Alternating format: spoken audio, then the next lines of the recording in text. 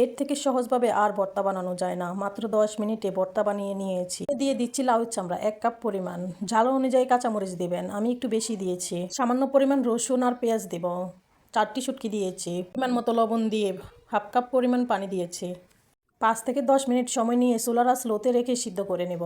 পানিটা যখন ফুটিয়ে আসবে তখন কাঁটাগুলো আলাদা হয়ে যাবে শুটকির। কাঁটাটা আমি বেছে ফেলে দিব। হাই এভরিওয়ান, আসসালামু আলাইকুম। সবাই কেমন আছেন? আশা করি সবাই ভালো আছেন। ভর্তাটা এতটাই মজার যে না বানালে বুঝবেন না। একবার হলেও ট্রাই করে দেখবেন। 10 মিনিট পর সবগুলো উপকরণ সিদ্ধ হয়ে গেছে। সামান্য পানি আছে। পানিটা আমি মাঝারি আছে পানিটা শুকিয়ে নেব।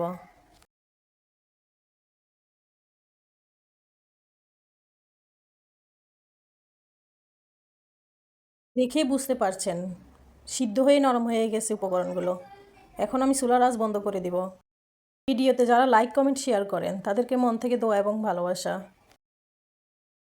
এখন একটা চামচ দিয়ে ভালোভাবে মিশিয়ে নেব। চামচ দিয়ে এভাবে অনবরত নাড়তে নাড়তে ফিসাতে ফিসাতে ভর্তাটা হয়ে যাবে। বেশি সময় লাগবে না। এই ভর্তাটা বানাতে কোনো প্রকার হাত দেওয়া লাগবে না। শুরু থেকে শেষ পর্যন্ত একটা চামচ দিয়েই বানানো যায়। নতুন নতুন ভিডিও পেতে পেজটি ফলো দিয়ে রাখবেন। ইউটিউব চ্যানেলে সাবস্ক্রাইব করবেন। আপনাদের একটা লাইক কমেন্ট শেয়ার আমাকে অনেক উৎসাহিত করে।